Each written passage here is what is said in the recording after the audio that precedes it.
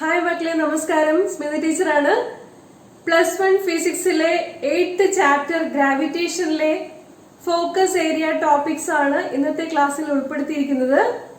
ഏതെല്ലാമാണ് focus ഏരിയകൾ എന്ന് നോക്കാം. 3 എണ്ണമേ ഉള്ളൂ. Universal law of gravitation, acceleration due to gravity, acceleration due to gravity above and below the surface of the earth. How the acceleration due to gravity varies above and below the surface of the earth. അതാണ് മൂന്നാമത്തെ focus area ആയിട്ട് വരുന്നത്. Important ആണ്. 2 derivations ഉണ്ട്. Universal law of gravitation മുമ്പ് തന്നെ പഠിച്ചിട്ടുള്ളതാണ്. Acceleration due to ഗ്രാവിറ്റിയെ കുറിച്ചും അറിയാമായിരിക്കും. ഇപ്പോ ഫ്രഷ് ആയിട്ട് പഠിക്കാനുള്ളത് മൂന്നാമത്തെ ടോപ്പിക്കാണ്. എല്ലാവർക്കും ക്ലാസ്സിലേക്ക് സ്വാഗതം. Universal law of gravitation. പ്രപഞ്ചത്തിലെ എല്ലാ വസ്തുക്കളും പരസ്പരം ആകർഷിക്കുന്നു. വസ്തുക്കൾ തമ്മിലുള്ള ആകർഷണ ബലം അവയുടെ പിണ്ഡങ്ങളുടെ ഗുണനഫലത്തിന് നേരനുപാതത്തിലും അകലത്തിന്റെ വർഗത്തിന് വിപരീത അനുപാതത്തിലുമായിരിക്കും. Every body in the universe attracts every other body with a force which is directly proportional to the product of their masses and inversely proportional to the square of the distance between them. ഇതാണ് statement. 2 വസ്തുക്കൾ M1 M2 എന്ന മാസുകളുള്ളവയാണെന്നിരിക്കട്ടെ, അവ തമ്മിലുള്ള അകലം R ആണെന്നിരിക്കട്ടെ. അങ്ങനെയാണെങ്കിൽ universal law of gravitation പ്രകാരം force of attraction F എന്നത് F proportional to M1 M2 by R square എന്ന് പറയാം. M1 M2 product of the 2 masses ആണ്. R square എന്നത് M1 ഉം M2 ഉം തമ്മിലുള്ള അകലത്തിന്റെ വർഗമാണ്. പ്രൊപ്പോർഷണാലിറ്റി മാറ്റാൻ വേണ്ടിയിട്ട് ഒരു കോൺസ്റ്റന്റ് ഇൻട്രൊഡ്യൂസ് ചെയ്യണം. ആ കോൺസ്റ്റന്റ് ക്യാപിറ്റൽ G ആണെന്നിരിക്കട്ടെ. അതിന് പറയുന്ന പേരാണ് ഗ്രാവിറ്റേഷണൽ കോൺസ്റ്റന്റ്. ഓക്കെ, കൂടുതൽ വിശദമായ കാര്യങ്ങൾ തുടർ ചർച്ചകളിൽ കാണാം. സ്വതന്ത്രമായി താഴേക്ക് പതിക്കുന്ന എല്ലാ വസ്തുക്കളെയും ഭൂമി അതിന്റെ കേന്ദ്രത്തിലേക്ക് ആകർഷിക്കുന്നു. ആകർഷണ ബലത്തിന്റെ ഫലമായി വസ്തുവിന് ത്വരണമുണ്ടാകുന്നു. ഈ ത്വരണത്തെ പറയുന്ന പേരാണ് ഗുരുത്വാകർഷണ ത്വരണം അല്ലെങ്കിൽ acceleration due to gravity. The uniform acceleration produced in a freely falling body by the force of attraction of the earth is known as the acceleration due to gravity. ചെറിയ അക്ഷരം G ഉപയോഗിച്ചാണ് ആക്സിലറേഷൻ ഡ്യൂ ടു ഗ്രാവിറ്റിയെ സൂചിപ്പിക്കാറുള്ളത്. ഭൗമോപരിതലത്തിൽ ഇതിന്റെ മൂല്യം 9.8 metre per second square ആണ്. Acceleration due to gravity 9.8 metre per second square എന്ന് പറഞ്ഞാൽ അതിന്റെ അർത്ഥം താഴേക്ക് പതിക്കുന്ന വസ്തുവിന്റെ പ്രവേഗം അഥവാ വെലോസിറ്റി ഓരോ സെക്കൻഡിലും 9.8 മീറ്റർ പെർ സെക്കൻഡ് വീതം കൂടിക്കൊണ്ടിരിക്കുന്നു എന്നാണ്. ഇവിടെ താഴേക്ക് പതിക്കുന്ന 2 കേസുകൾ കാണിച്ചിട്ടുണ്ട്. ഒരു മാർബിൾ ബോളും ഒരു ലെഡ് ബോളും താഴേക്ക് പതിക്കുന്നത്, അതുപോലെ ഒരു ആപ്പിൾ താഴേക്ക് പതിക്കുന്നത്. എന്തായാലും ഭൂമിയിലേക്ക് പതിക്കുന്ന വസ്തുക്കളെ ഭൂമി ആകർഷിക്കും. ഭൂമിയുടെ കേന്ദ്രത്തിലേക്കായിരിക്കും ആകർഷണ ബലം ഡയറക്റ്റ് ചെയ്തിട്ടുണ്ടാവുക. ഗുരുത്വാകർഷണ ത്വരണം ഭൂമിയുടെ ആകർഷണം മൂലം ഉണ്ടാവുന്നതാണ്. ഓക്കെ, വായുവിന്റെ പ്രതിരോധമില്ലെങ്കിൽ ഒരേ ഉയരത്തിൽ നിന്ന് വ്യത്യസ്ത ഭാരമുള്ള 2 വസ്തുക്കൾ താഴേക്ക് വീഴാൻ എടുക്കുന്ന സമയം ഒന്നു തന്നെയായിരിക്കും. Relation between acceleration due to gravity small g and gravitational constant capital G. ഒരു വസ്തുവിൽ ഭൂമി പ്രയോഗിക്കുന്ന ആകർഷണ ബലത്തെയാണ് ആ വസ്തുവിന്റെ ഭാരം അഥവാ വെയിറ്റ് എന്ന് പറയുന്നത്. ചിത്രത്തിൽ കാണിച്ചിരിക്കുന്നത് ഭൗമോപരിതലത്തിൽ ഒരു വസ്തു M മാസുള്ളത് ഇരിക്കുന്നതായിട്ടാണ്. അങ്ങനെയാണെങ്കിൽ M മാസുള്ള വസ്തുവിന്റെ ഭാരം അഥവാ വെയിറ്റ് എന്നത് mg ആയിരിക്കും. ഗുരുത്വാകർഷണ നിയമപ്രകാരം വസ്തുവിനും ഭൂമിക്കും ഇടയിലുള്ള ആകർഷണ ബലം capital G capital M small m divided by capital R square ആണ്.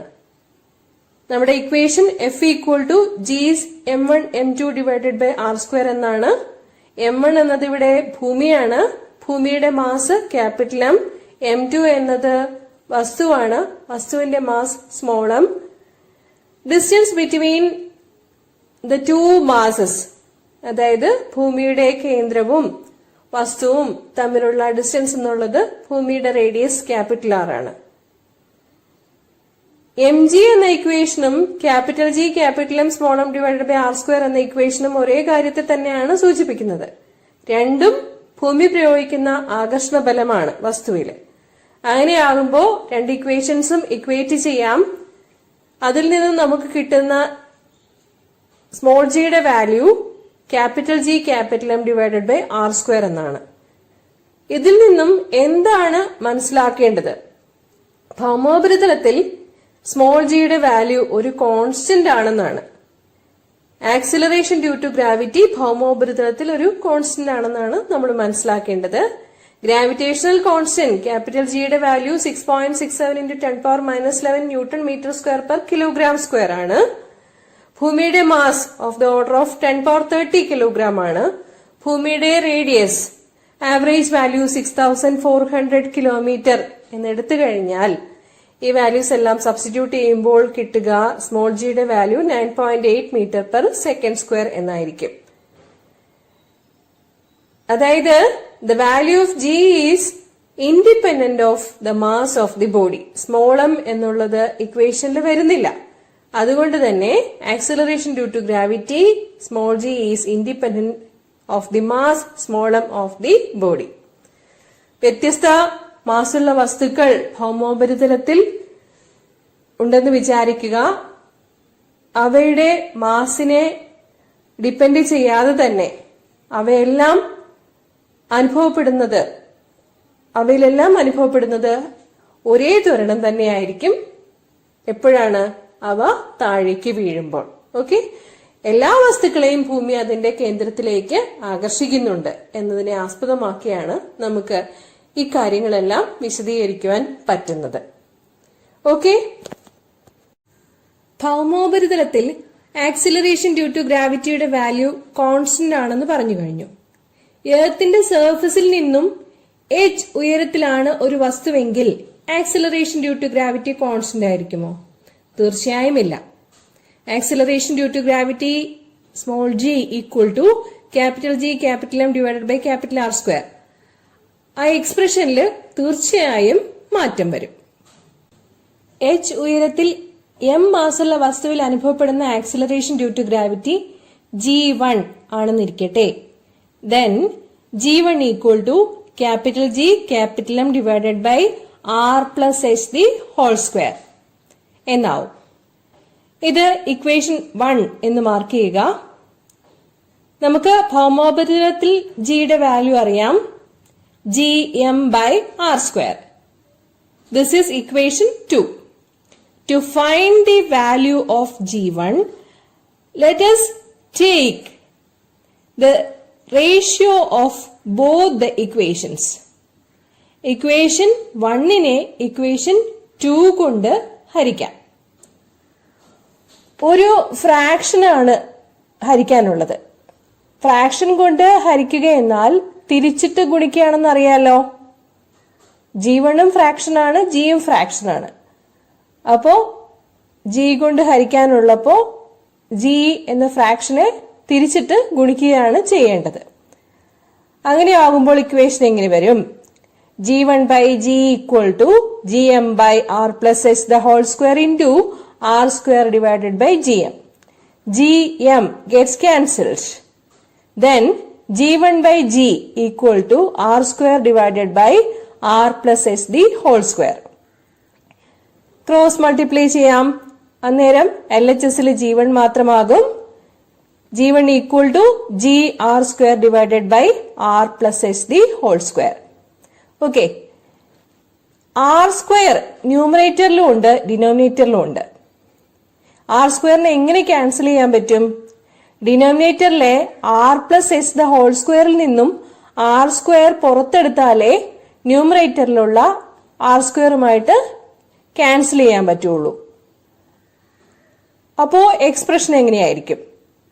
g1 equal to g r square divided by r square into 1 plus h by r the whole square എന്നായിരിക്കും. r square cancel ചെയ്ത് കഴിഞ്ഞാൽ expression വരിക g1 equal to g divided by 1 plus h by r the whole square എന്നാണ്. ഇനി എന്താ വേണ്ടത്? ഡിനോമിനേറ്ററിലെ 1 plus h by r the whole squareനെ ന്യൂമറേറ്ററിലേക്ക് കൊണ്ടുവരണം. അന്നേരം g1 equal to 1 plus h by r the whole raised to minus 2 എന്നാകും. 1 plus h by r the whole raised to minus 2നെ expand ചെയ്യണം. Binomial expansion ആണ് അപ്ലൈ ചെയ്യാനുള്ളത്. ആദ്യത്തെ രണ്ട് terms മാത്രം എടുത്താൽ മതിയാകും. കാരണം h എന്നുള്ള value capital R radius of എർത്തുമായിട്ട് കമ്പയർ ചെയ്യുമ്പോൾ വളരെ ചെറുതാണ്. അതുകൊണ്ട് ആദ്യത്തെ രണ്ട് ടേംസ് മാത്രം എടുത്താൽ മതി. ഹയർ ഓർഡർ ടേംസിലേക്ക് പോകേണ്ട ആവശ്യമില്ല. അങ്ങനെ ആകുമ്പോൾ എക്സ്പ്രഷൻ വരിക g1 equal to g into 1 minus 2h divided by r എന്നായിരിക്കും. പ്രത്യേകം ഓർക്കുക, എർത്തിന്റെ റേഡിയസുമായിട്ട് കമ്പയർ ചെയ്യുമ്പോൾ, അതായത് ക്യാപിറ്റൽ ആറുമായിട്ട് കമ്പയർ ചെയ്യുമ്പോൾ സ്മോൾ എച്ച് വളരെ ചെറുതാണ്. അതുകൊണ്ടാണ് നമുക്ക് g1 equal to g into 1 plus h by r the whole raised to minus 2നെ എക്സ്പാൻഡ് ചെയ്തപ്പോ g1 equal to g into 1 minus 2h by r എന്ന് അപ്രോക്സിമേറ്റ് ചെയ്തത്. ഇത് ആക്ച്വൽ വാല്യൂ അല്ല, അപ്രോക്സിമേഷൻ ആണ്. ഹയർ ഓർഡർ ടേംസ് എല്ലാം neglect ചെയ്ത് മാറ്റിയിരിക്കുകയാണ്. ഓക്കെ, ഒരു 10 കിലോമീറ്റർ ഉയരത്തിലുള്ള വസ്തുവാണെങ്കിൽ ആക്സിലറേഷൻ ഡ്യൂ ടു ഗ്രാവിറ്റിയിലുള്ള വ്യത്യാസം വളരെ വളരെ ചെറുതാണ്. അത് നമ്മുടെ 9.8 മീറ്റർ പെർ സെക്കൻഡ് സ്ക്വയറിൽ നിന്ന് പറയത്തക്ക വ്യത്യസ്തമൊന്നും ആയിരിക്കില്ല. ഒരു 1000 കിലോമീറ്റർ ഉയരത്തിലൊക്കെയുള്ള ഒരു വസ്തുവാണെന്നുണ്ടെങ്കിൽ 6400 കിലോമീറ്റർ റേഡിയസ് ഉള്ള എർത്തുമായിട്ട് കമ്പയർ ചെയ്യുമ്പോൾ ആക്സിലറേഷൻ ഡ്യൂ ടു ഗ്രാവിറ്റിയിൽ വ്യത്യാസം വന്നേക്കാം. 10 കിലോമീറ്ററിലൊന്നും പറയത്തക്ക വ്യത്യാസം ഉണ്ടാവുകയില്ല. ഓക്കെ, ഇനി നമ്മുടെ വസ്തു ഡി ഡെപ്തിലാണെന്ന് വിചാരിക്കുക. എർത്തിനെ ഒരു പെർഫെക്റ്റ് സ്ഫിയർ ആയിട്ടാണ് പരിഗണിക്കുന്നത്. അങ്ങനെയാണ് കാൽക്കുലേഷൻസ് വർക്ക്ഔട്ട് ചെയ്തിട്ടുള്ളത്. റേഡിയസ് ക്യാപിറ്റൽ ആർ ആണെങ്കിൽ സ്ഫിയറിന്റെ വോളിയം 4/3 പൈ ആർ ക്യൂബ് ആണെന്ന് അറിയാലോ. അതായത് വോളിയം ആർ ക്യൂബിന് പ്രൊപ്പോർഷണൽ ആണ്. വോളിയം ഇൻറ്റു ഡെൻസിറ്റി ആണ് മാസ്. അതുകൊണ്ട് തന്നെ mass of the sphere is also proportional to R cube. ചിത്രത്തിൽ കാണിച്ചിരിക്കുന്നത് നോക്കുക. ഡി ഡെപ്തിലുള്ള സ്മോൾ സ്ഫിയറിന്റെ റേഡിയസ് ആർ മൈനസ് ഡി ആണ്. അത് മനസ്സിലാക്കാൻ ബുദ്ധിമുട്ടൊന്നുമില്ലല്ലോ. ഈ സ്മോൾ സ്ഫിയറിന്റെ മാസ് എം സഫിക്സ് എസ് എന്ന് കൊടുക്കുക. Mass of earth capital M എന്നും കൊടുക്കുക. അങ്ങനെയാണെങ്കിൽ M S divided by M equal to R minus D the whole cube divided by R cube ആയിരിക്കും. റേഷ്യോ എടുത്തതാ. കാരണം എന്താ? Mass of a sphere is proportional to the cube of its radius. ഈ ഇക്വേഷനിൽ നിന്നും ഇക്വേഷൻ 1 നമുക്ക് പ്രത്യേകമായി എടുത്ത് എഴുതാം. M S equal to M into R minus D the whole cube divided by R cube. Equation 1 clear ആയിട്ടുണ്ടാവും എന്ന് വിചാരിക്കുന്നു. ഇനി നമ്മുടെ സ്മോൾ സ്ഫിയറിലെ ഒരു പോയിന്റ് മാസ് ആണ് സ്മോൾ. ഒരു റെഡ് ഡോട്ട് ഇട്ട് കാണിച്ചിട്ടില്ലേ? അത് സ്മോൾ സ്ഫിയറിലെ ഒരു പോയിന്റ് മാസ് ആണ്. അതിൽ അനുഭവപ്പെടുന്ന ഫോഴ്സ് എന്ന് പറയുന്നത് F equal to G M S M divided by R minus D the whole square ആയിരിക്കും. അതിനെ ഇക്വേഷൻ 2 എന്ന് മാർക്ക് ചെയ്യുക. ഈ ഇക്വേഷൻ എവിടുന്നാ വന്നത്? F equal to G capital M small M divided by R square എന്ന ഫണ്ടമെന്റൽ ഇക്വേഷനിൽ നിന്ന് വന്നതാണ്. ക്യാപിറ്റൽ എം എർത്തിന്റെ മാസും small M mass of the ബോഡിയും ക്യാപിറ്റൽ ആർ റേഡിയസ് ഓഫ് എർത്തും ആയിരിക്കുമ്പോൾ ഭൗമോപരിതലത്തിലെ ഒരു വസ്തുവിൽ അനുഭവപ്പെടുന്ന ഗുരുത്വാകർഷണ ബലത്തിനുള്ള ഇക്വേഷൻ ആണ് F equal to G capital M small M divided by capital R square എന്നത്. ഓക്കെ, അപ്പം ഇക്വേഷൻ 1ഉം 2ഉം ക്ലിയർ ആയിട്ടുണ്ടാവും എന്ന് വിചാരിക്കുന്നു. ഇനി എന്താ വേണ്ടത്? ഇക്വേഷൻ 1 ഇക്വേഷൻ 2 സബ്സ്റ്റിറ്റ്യൂട്ട് ചെയ്ത് കൊടുക്കണം. അപ്പോ നമുക്ക് G small M divided by R minus T the whole square അതങ്ങ് മാറ്റി എഴുതാം. ഇനി ഏതാ വേണ്ടത്? എം എസിന്റെ വാല്യൂ ആണ് സബ്സ്റ്റിറ്റ്യൂട്ട് ചെയ്ത് കൊടുക്കാനുള്ളത്. എം എസിന്റെ വാല്യൂ ഇക്വേഷൻ 1 നിന്ന് അങ്ങ് എഴുതി കൊടുക്കുക. Therefore, capital F equal to G small m divided by R minus D the whole square into M into R minus D the whole cube divided by R cube. ഇവിടെ R minus D the whole square ഡിനോമിനേറ്ററിൽ ഉള്ളതും ന്യൂമറേറ്ററിലെ ഒരു R minus D യും കൂടി cancel ആയി പോകും. R minus D the whole square കൂടി cancel ആയി പോകും.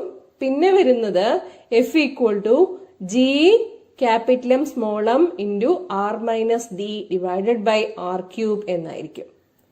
ഈ ഇക്വേഷനിൽ നിന്ന് F by small m എടുക്കാം. ഓക്കെ, അതാണ് D ഡെപ്തിലുള്ള വസ്തുവിലെ acceleration due to gravity. Acceleration due to gravity at a depth D, GD equal to F by M equal to G M into R minus D divided by R cube. Okay. Acceleration due to gravity on the surface of the earth small g equal to G capital M divided by capital R square. അങ്ങനെയാകുമ്പോൾ നമ്മുടെ നേരത്തെ എഴുതിയ expression G D equal to G into R minus D divided by R. R minus D by R എന്ന് പറഞ്ഞു കഴിഞ്ഞാൽ 1 minus D by R ആണ്. Therefore, GD equal to G into 1 minus D by R. ഇതാണ് നമ്മുടെ expression, നമുക്ക് കണ്ടുപിടിക്കാനുള്ള expression. Acceleration due to gravity at a depth small D. D ഡെപ്തിലേക്ക് പോകും തോറും acceleration due to gravity 1 minus D by R കണ്ട് കുറയുമെന്നാണ് ഈ ഇക്വേഷന്റെ അർത്ഥം. Acceleration due to gravity maximum ആവുക ഭൗമോപരിതലത്തിലായിരിക്കുമ്പോഴാണ്.